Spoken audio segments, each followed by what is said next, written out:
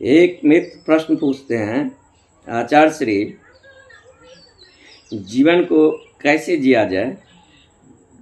जीवन जीने की कला क्या है?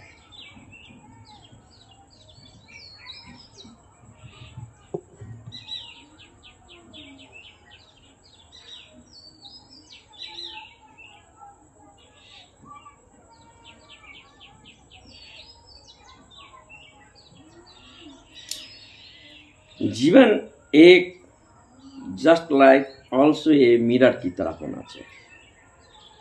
जीवन में क्लीनिंग नहीं होना चाहिए, पकड़ नहीं होना चाहिए। वो पकड़ने की जो हमारा क्लीनिंग की जो आदत है वह नहीं होना चाहिए। जीवन तो ऐसे जीना चाहिए, पानी से गुजर जाए फिर पानी मुझे नहीं छुए, संसार से गुजर जाए और संसार मुझे नहीं पकड़ पाए। जस्ट लाइक ऑल्सो ए।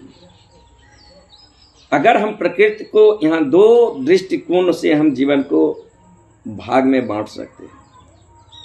अगर हम प्रकृति के अनुकूल हैं तो जीवन सहज है, गैतमयता है, रिदम है, फिर वहाँ प्रेम है, आनंद है होगा।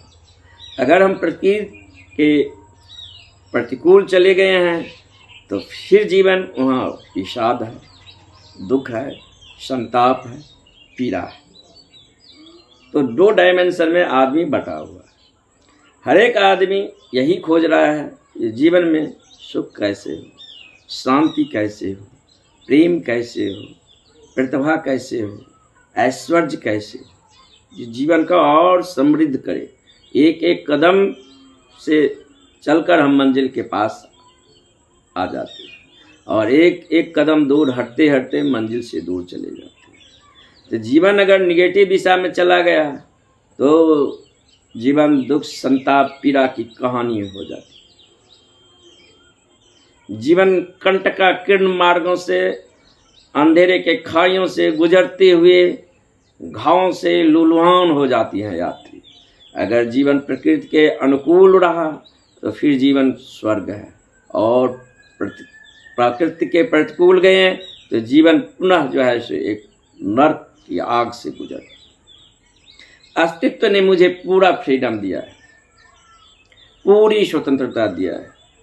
उस स्वतंत्रता को मैं कैसे, उस अनुपम दान को मैं कैसे उपयोग करूं, ये मुझ पर निर्भर करता है। जब मैं मद्रालय जाता हूं या वैश्यालय जाता हूं तो अस्तित्व मुझे नहीं रोकता, और जब मैं मंदिर जाता हूं, नृत्य करता हूं, गीत गाता हूं तो भी अस्तित्व जो है मेरा वेलकमिंग करता है। वह तो एक स्वागत कक्ष जो दोनों स्थिति में मेरी वह स्वागत करते हैं। उनकी इतनी अनुपम ये दान है, स्वतंत्रता, पूरी फ्रीडम, जिसका हम जैसे उपयोग करेंगे वैसे हम बन जाएंगे।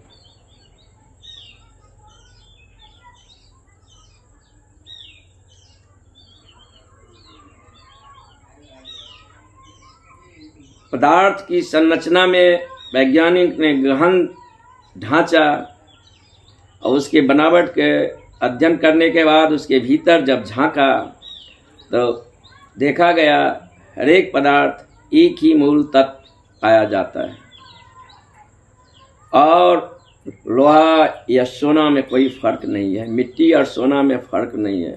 फर्क है परमाणुओं की संख्या।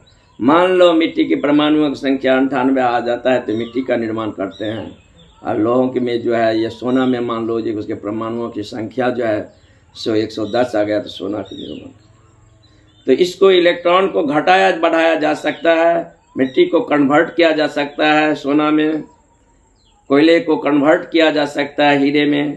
दोनों के बीच कार्बन, दोनों के बीच मूल तत्व एक ही है।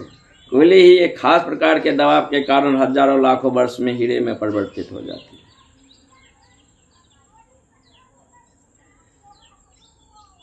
तो जीवन का गीत कैसा हम गाना चाहते हैं? हम अपने जीवन में प्रेम का गीत गाना चाहते हैं कि नाचते हुए गीत गाना चाहते हैं, कि उदासी का गीत गाना चाहते हैं, कि रोते हुए जिंदगी जाना चाहिए? मेरी अपनी चुनाव है। प्रकृति के अनुकूल का मतलब क्या और प्रकृति के प्रतिकूल के मतलब क्या? जब हम प्रकृति के धारा के साथ बहते हैं, उसके प्रतिकूल नहीं जाते हैं। प्रकृति ने भूख दिया, मैं भोजन समय पर लेता हूँ। प्रकृति ने नींद दिया, मैं समय पर नींद करता हूँ। प्रकृति ने श्रम करने की क्षमता दिया, मैं समय पर श्रम करता हूँ। प्रकृति ने सेक्स दिया, उसके समय पर आनंद लेता हूँ। तो ये प्रकृति के अनुकूल हो गया। अब आदमी, प्रकृति ने श्रम करने की क्षमता दिया है, आदमी जो है सो दिन दिन रात रात भर श्रम करता है। हम प्रकृति के प्रतिकूल जा रहे हैं। महत्वाकांक्षा का आग ने मुझे इस कदर खदेड़ा है कि मैं भागता ही चला जा रहा हूँ। धन की तो तलाशी ही थी, धन की खोज ही इसीलिए था कि जीवन की मूलभूत आवश्यकताओं को पूरा किया जाए।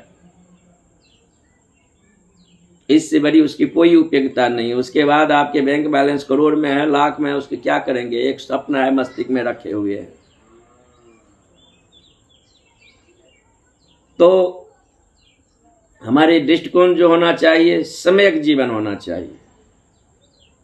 जब भूख लगे तो भोजन हो, जब नींद हो तो विश्राम हो, जब श्रम करने का समय हो श्रम हो, जब जीवन में और अलग डायमेंशन में हम गति करते हैं, जीवन में सृजनात्मकता हो, विध्वंस की ओर गति नहीं करता हो, ईर्ष्या की ओर गति नहीं करता हो, द्वेष की ओर लम्हाएं नहीं बुला रही है, ये जीवन को हमें निगेटिव पोल में रखा जाएगा। हर एक के लिए हमें जीवन में मंगलमय का दृष्टि रखना चाहिए, उसकी शुभ की शक्ति खोजना चाहिए, उसका कल्याण कैसा हो ये दृष्टि हमारा रखना चाहिए।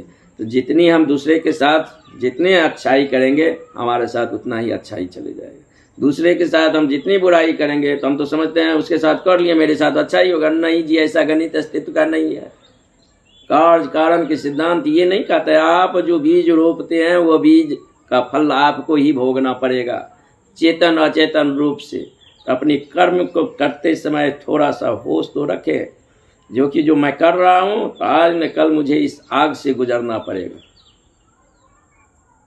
तो जीवन के विधायक पहलू को निखारना चाहिए, लेकिन विधायक पहलू की पृष्ठभूमि को प्रखर होने से पहले इतनी बुद्धिमत्ता सभी में नहीं है जो उस पृष्ठभूमि में झांक सकता है। उसे कुछ निगेटिव पृष्ठभूमि से आवरण कर लेता है, और निगेटिव पृष्ठभूमि के जब खाई कंठ का किरण मार्ग अंधेरे की घाटियों से जब गुजरता है, तो गुजरने के बाद उसके जीवन में जो है सो उस कंट्रास्ट पर जीवन की विधायकता फिर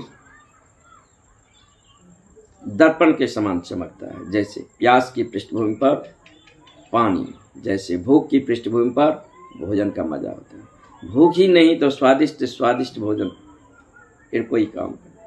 अगर मेरे भीतर काम ही नहीं तो सुंदर से सुंदर स्त्रियां मेरे आसपास इर्द गिर्द चक्कर लगा ले, फिर कोई बात नहीं। तो जीवन को ऐसे जियो जैसे मिरर, जहाँ से गुजरो पूरी आनंद लो, पूरी मस्ती लो, सहजता से, विश्राम से, सरल नाश्ता हुआ जीवन होना चाहिए। कहीं हम मौजूद हो जाएं, किसी के सामने पहुंच जाएं, मेरे मौजूदगी से उसे ऐसा लगे जो कि ऐसा अमृत और भाव बरस गया, ऐसा आनंद की बाढ़ आ गया है जैसा कभी नहीं आया था। ऐसा नहीं किसी के पास बैठे और आदमी कहे जो कि ना ये कब विदा हो जाए। ऐसा दुखी आत्माएं जब एक दूसरे से मिलते हैं या एक दूसरे के पास जाते हैं तो प्रोटोकॉल तो यही कहता है, उस समय जो है लोग औपचारिकता बस जो है सो एक दूसरे से बातें कर रही है, लेकिन मन तो भीतर भीतर कहता है ये कब यहाँ से विदा हो जाए। जब विधायक आदमी किसी के पास होते हैं तो ऐसा उसमें चुंबकीय आकर्षण होते हैं, ऐसे उनकी व्यक्तित्व में उतंग शिखर होते हैं, जहाँ बैठते हैं वहाँ आसपास जो आदमी को आच्छादित कर देते हैं, पॉजिटिव तरंग वहाँ से निकलने लगते हैं और उससे वो आदमी का पोषण मिलता है, उससे वो आदमी का अपनत्व मिलता है। जैसे माँ बच्चे के साथ लिपट जाती है और बच्चे जो है सो निश्चिंत से माँ के गोद में सो रहे हैं, जैसे कोई सम्राट अपने शिखर पर मुस्कुरा रहे। तो इन सब पहलुओं का अगर हम ध्यान देंगे तो हमारे जीवन में आनंद, अहोभाव, प्रेम की सुगंध होगा। जीवन के लिए भोजन जरूरी है, जीवन की बुनियादी जरूरी है, वो पूरा होना चाहिए। और जीवन को ध्यान का भी बहुत जरूरी है। ध्यान के बिना जीवन अधूरा है, ध्यान नहीं तो कुछ नहीं, ऐसे ही समझो। जीवन में अंधेरे ही अंधेरा है ध्यान के बिना। ध्यान वो प्रकाश है, वो कुंजी है, वो रोशनी है जो हमारे जीवन में रोशनी से आच्छादित कर देते हैं, सारा आयाम सारे कुछ दे देते हैं। वो कितनी ही कठिनाइयों से उसके पथ भरा हो, लेकिन जितनी कठिनाइयों के पथ से यात्री चलता है उतनी उसके भीतर वो क्षमता जो है वो प्रतिभा पैदा होता है। मार्ग जितना सरल होता है प्रतिभा उतनी ही उसमें कोई ज़रूरी नहीं। एक बिजली का बटन तो एक सामान्य आदमी, एक बच्चे, कोई भी उसको छू सकता है, लेकिन बिजली का आविष्कार करने में एडिसन को कितना समय लगा, कितना प्रयोग लगा। लोगों ने उसे पागल समझने लगा, लोगों ने उसे बेवकूफ़ समझने लगा, ऐसा संभव नहीं है, लेकिन उसकी जुनून था तो मनुष्य की ऐसा अनुपम दान देकर चला गया जो एडिसन के बाद और एडिसन के पहले दुनिया के 2 भाग में बांट सकते हैं। ऐसे क्रांति हुई जो पृथ्वी जगमगा उठा, मनुष्य का व्यक्तित्व खुशहाली से भर दिया विद्युत का आविष्कार करके। अपने जीवन को एक नई डायमेंशन में, एक नए आयाम में, एक नए गतिमयता को प्रदान करे। Life is not ecstasy of state of your mind, life is also beyond the ecstasy of your mind. जीवन को प्रति क्षण क्षण वर्तमान में जिए और लाइफ तो ऐसा हो just like also a Meera. पकड़ नहीं, मजा पूरा लें, हर चीज को मजा पूरा। पकड़ के कारण हम गुलाम हो जाते हैं, परतंत्र हो जाते हैं, और प्रतंत्रता में सुबास का, आनंद का, सारी आनंद की खुशी तो स्वतंत्रता की पृष्ठभूमि में, अब वो हवा में। लेकिन हमारी जो लाइफ है वह पकड़ की है, हर एक चीज़ में हमारी पकड़ हो जाती है। कोई मधुर क्षण गुजरा उसको पकड़ लेते हैं, कहीं कोई और क्षण गुजरा उसको पकड़ लेते हैं। हमारे मन हमेशा अतीत में या भविष्य में डोलता रहता है। पकड़ न हो, इसके लिए जीवन को वर्तमान के क्षण में आना चाहिए। Now, internal now, it is just like also in the present.